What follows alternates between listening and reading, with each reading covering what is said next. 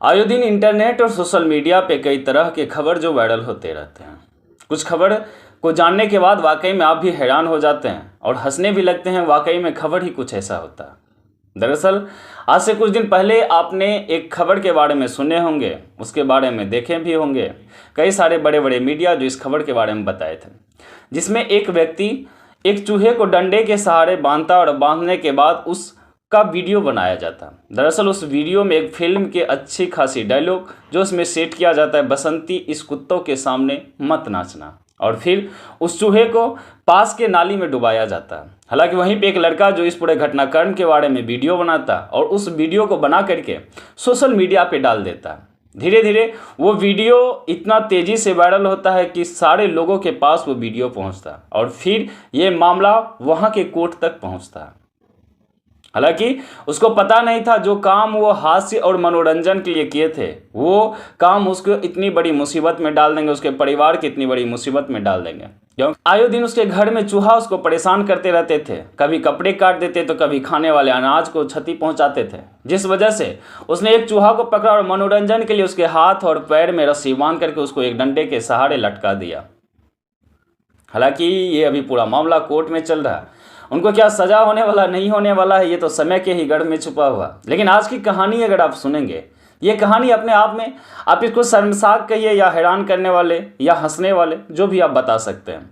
या क्या इंसान की सोच जानवर के सोच से भी बदतर हो सकता है, ये भी आप सोच करके देख सकते हैं। क्योंकि इस कहानी में एक लड़का एक बकरी के साथ दुष्कर्म करता है और दुष्कर्म करने के बाद जब वो बकरी 4 माह की गर्भवती हो जाता है तो फिर उस बकरी के साथ जो करता है, तो जो लोग भी इस पूरी कहानी को जानते हैं वाकई में वो हैरान और परेशान हो रहे थे कि आखिर इस लड़का का मानसिकता क्या होगा। तो सुनते हैं पूरी कहानी को। राधे राधे, नमस्कार, सत श्री अकाल, मैं हूँ कोमल यादव।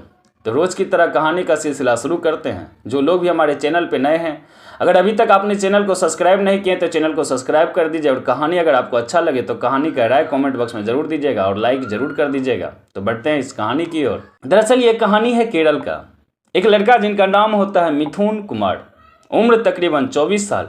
मिथुन एक होटल पे काम करता है और उस होटल पे कई सारे लोग और जो काम करते हैं अलग अलग जगहों से। आए दिन के तरह सारे लोग काम खत्म करके रात का समय तकरीबन 11-12 बज चुके थे, सारे काम खत्म हो चुके थे। तो मिथुन भी अपना काम खत्म करके सोने के लिए गए और उस होटल में काम करने वाले अन्य सदस्य भी सोने के लिए गए। तकरीबन आधा घंटा बीते थे कि तभी और जो व्यक्ति सोए हुए थे उसको पता चलता है कि एक बकरी जो उसके पड़ोस में बंधी हुए थे, वो बकरी की जोर जोर से चीखने और चिल्लाने की आवाज़ आ रही थी। तो वहीं पे होटल पे सोए हुए जो लोग थे वो सारे उठते हैं और उठने के बाद उस जगह पे देखने का कोशिश करता है आखिर बकरी की आवाज़ कहाँ से आ रही है, आखिर बकरी चिल्ला क्यों नहीं, कोई चोर तो नहीं आ गया जो इस बकरी को चुरा करके ले जा रहा है। वो लोग वहाँ पहुँचते हैं, लेकिन वहाँ पे जाने के बाद देखता है कि वो मिथुन जो उसके साथी थे वो उस बकरी पे चाकू से ताबड़तोड़ वार कर रहे थे। बकरी छटपटा रही थी, बकरी अपने आप को बचाने की कोशिश कर रही थी, लेकिन मिथुन एक के बाद एक बार जो उसके पेट पे किए जा रहे थे।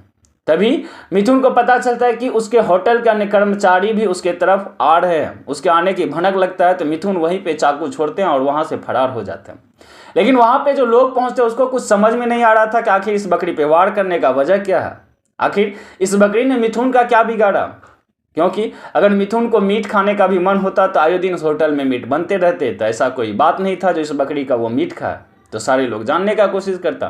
तब तक में ये खबर उस बकरी के जो मालिक थे उसको भी पता चलता है, जो ऐसा ऐसा बात है, एक होटल में काम करने वाला कर्मचारी जिसका नाम मिथुन होता है, मिथुन ही इस बकरी के पेट पे चाकू से कई बार वार किया है। आखिर मारने का क्या वजह था ये तो किसी को पता नहीं। तभी वहाँ से इस पूरी घटनाक्रम के बारे में वहाँ के स्थानीय थाना को भी बताया जाता। अब थाना उस जगह पे आते हैं। आने के बाद जब थाना पूरा घटनाक्रम के बारे में जानता है, एक लड़का जो मिथुन नाम का होता है वो बकरी पे ताबड़तोड़ चाकू से वार कर रहा था, वजह क्या है किसी को पता नहीं। तो पुलिस मिथुन को ढूंढना शुरू करता। मिथुन का सारा एड्रेस था, पुलिस को खोजने में उतना मुशक्कत नहीं करना पड़ा। पुलिस मिथुन को गिरफ्तार करता और गिरफ्तार करने के बाद जब पुलिस उनसे जानने का कोशिश करता आखिर क्या वजह था जिस वजह से तुमने रात के 12 बजे के बाद तुम उस बकरी पे चाकू से वार कर रहे थे। दरअसल जब मिथुन वहाँ पूरी कहानी के बारे में बताता है तो पुलिस भी हक्का बक्का रह जाते हैं, पुलिस भी शौक हो जाते हैं आखिर इस लड़का का मानसिकता क्या है। दरअसल मिथुन बताता है कि साहब ये बकरी ना ही मेरा कुछ किया और ना ही इस बकरी का कोई गुनाह है। दरअसल मैंने ही इस बकरी के साथ आज से 4 माह पहले से इस बकरी के साथ संबंध बनाते आ रहे, इसके साथ गलत हरकत करते आ रहे थे। आयो दिन जब होटल में काम खत्म करते और फिर एक दिन जब मेरे अंदर हवस की भूख जागे, फिर मैं उसको मिटाने के लिए इस बकरी को देखा और फिर इसके साथ ही मैं दुष्कर्म किया। और फिर आयो दिन जब भी मेरा मन करता उस बकरी के साथ ही मैं दुष्कर्म करता और फिर अपने रूम में आकर के सो जाता। समय बीतते जाता है, तकरीबन 4 माह बीत जाते हैं। मुझे लगता है कि ये बकरी गर्भवती है और फिर मुझे शक होता है कि कहीं ये बकरी अगर मेरे जैसा ही बच्चा को पैदा दे दिया तो फिर समाज के सारे लोग जान जाएंगे, क्योंकि मेरे फेस से मिलता जुलता नजर आएगा। जिस कारण से मैंने सोचा कि अगर बकरी ना जिंदा रहे, अगर इसके पेट से बच्चा निकाल दिया जाए तो फिर ना ही किसी को पता चलेगा, ना ही मेरे कोई भंडाफोड़ हो पाएंगे। जिस कारण से मैंने इस बकरी पे कई बार वार किया।